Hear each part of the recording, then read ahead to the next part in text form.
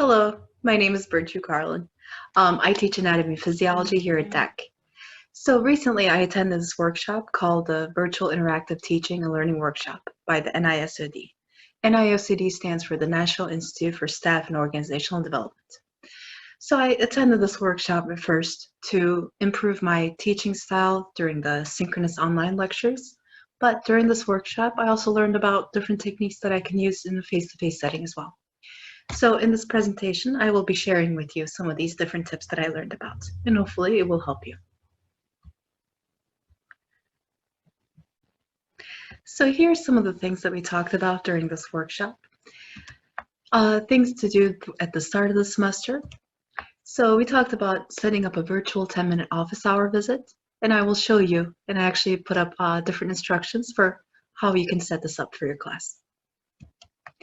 And we also talked about this 5-minute poem. So this can be like an icebreaker between the instructor and the students that can be used during this office hour visit.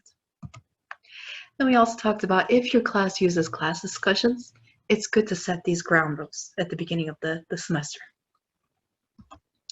We discussed different virtual class activities.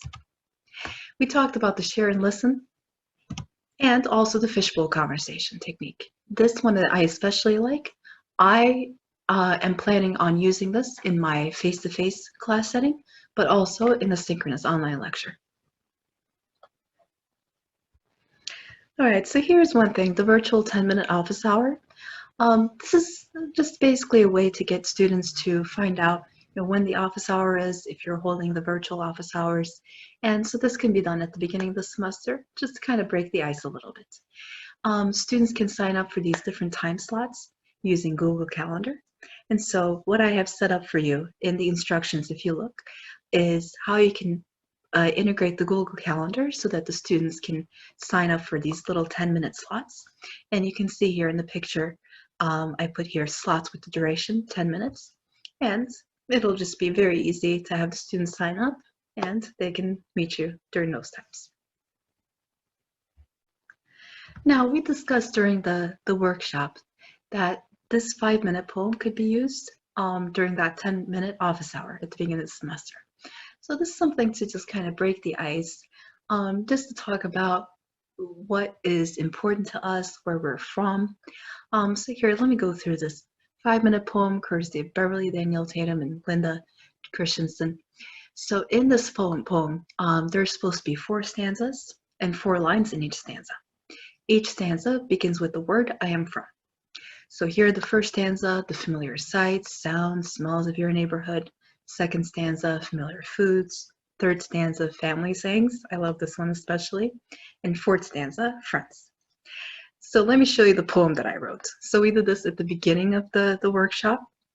And so I didn't really have too much time to think about writing this poem, but perhaps you can give more time to your students so they have some chance to put this together. And the other thing is however much, the student wants to share. So stanza number 1, familiar sights, sounds, or smells of your neighborhood.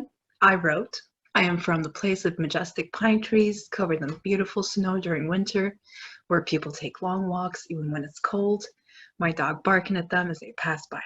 Stanza number 2, familiar foods. I am from any type of pasta, street tacos, any meals I can share with people I love, and my mother's cooking. Stanza 3, I love this one, especially the family sayings. I am from play with fire and you will get burned. It wasn't meant to be. Be thankful for what you have and keep blaming yourself. Stanza number 4, friends. I am from colleagues, friends I made along the journey, my mother, my companion, and best friend. Now, this is just another example. I really like this, and I asked another instructor who had joined the workshop. I asked him if I could use this poem as well. So here he wrote, and he's from a college from Texas. He wrote, I am from the desert where the mesquite tree fills the air with a sugary smell, so much better than cotton candy every spring. I am from where lemon pie is made with the peelings from lemons and maize flour. I am from a place where the favorite saying is Al mazo dando y a Dios rogando. I am from a place where people help me and I never saw them again. I often ponder where they are, pray for them, hoping they are as well as I am. Also, if you'd like, You can show this as an example to your students, and it'll just be kind of like an icebreaker.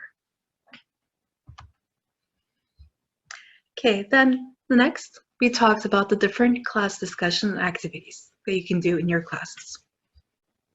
All right, so if your class uses a lot of discussions, it's very good to have them write this virtual document or sign a virtual document that includes the rules. So it's one of the things, it's okay to disagree with each other, but we should be respecting one another, and only one person should speak at a given time. And students need to learn about active listening. So they need to listen first and then voice their own opinions. Now, another thing, during the workshop, we talked about how it can get very stressful in our personal lives, especially right now with the COVID. So this was something that is more to do at the beginning of the class, especially for long virtual synchronous lectures. And so here, you can give the option to students. If they choose, they can share about their current life events, things that are happening in their lives, because we are all just humans and we do have our own lives that we're always just thinking of. And so if the student does not want to share, then you can give them the option of saying nothing new. All right, so here's one technique that we talked about, the fishbowl exercise. Now, I'm actually planning on using this in a online synchronous lecture, but also in a face-to-face setting as well. Now, this is ideal for large groups during discussions, but you can modify this to fit your class's needs. So here, let me explain this too. So even if it's in the synchronous online lecture or in the face-to-face setting, you would be assigning students into these different letter groups. Okay, so a few students can be the A, a few students B, C, and D. It's better to have 3 to 4 students at the most for each letter group. Okay, so if you are using this in a synchronous lecture, what you would say is, let's say you start with the A group. You would say that the students who are the A will unmute themselves, and here they're going to talk first. And then the students in the other groups, the outer circle group, will be listening. Okay, so they're going to stay muted. And so here, then the outer circle students are listening, and then you can do these 2 different types to kind of increase the discussion and participation. Okay, so I'm going to discuss the open fishbowl and the closed fishbowl. And if you would like more information on how to set this up, I found this very, very good website that gives you the different instructions and more tips as well. So I will include this into the supplementary materials. I'm going to start with the closed fishbowl first. Just explain this one. Here in this one, again, the inner circle speaks first. They respond to the question, the topic that was posed. Then the outer circle students, they get the time to respond to these comments. And so you can go one by one if you'd like and ask them what they thought. If it was a discussion topic, what were their opinions about what the inner circle said? What are their own opinions? And if they would like to add any more to that. So then once the inner circle is done, then the outer circle. One of the letter groups can be picked. So let's say now the B students can be the inner circle. And you could either have them answer another question or pose the same question and they could explain those as well. Or they could explain their opinions. And so with this closed fishbowl exercise, this encourages each student to give their own opinion and they have a chance to speak. Then the open fishbowl method. So here in this one, again, the inner circle speaks first, answers the question through the discussion. But now you're just making it more coaxing. So now you're going to pick one of the students from the outer circle to see if they were listening to whatever the inner circle was answering. So I would like to use this open fishbowl method. on days that we are reviewing for exams. And so I could say here, inner circle 1 students answer the question first. So then I would pick on one of the outer circle students and ask that person, that student, to see if they understood what the inner circle was talking about. Did the inner circle come to the correct answer? And then after that, then the moderator, the instructor, can speak about the question topic responses.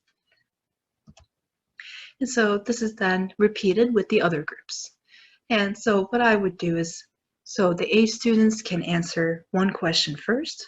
And so one student from the outer circle, you check to see if that student was listening, if they're engaged, and you're calling on that outer circle student randomly. Yeah, so then you would have the next B group be the next inner circle group. So then that you could ask them another question. And so then they could be discussing it together. And here the outer circle students are again listening. And again, so just pick on another outer circle student to see if they understood the topic, and then so on. But yeah, so with the open fishbowl, each student has to participate. But the other thing is each student needs to learn active listening. Okay, so they need to be able to listen to their classmates, understand what their classmates are saying, and to also give their own opinion. So of course, the instructor moderator is always just making sure that it's respectful and all the topics, the questions have been answered or discussed. Well, thank you so much for watching this presentation. I hope that you learned some different methods. And please feel free to email me at any time at bcarlin@dac.edu. Thank you so much.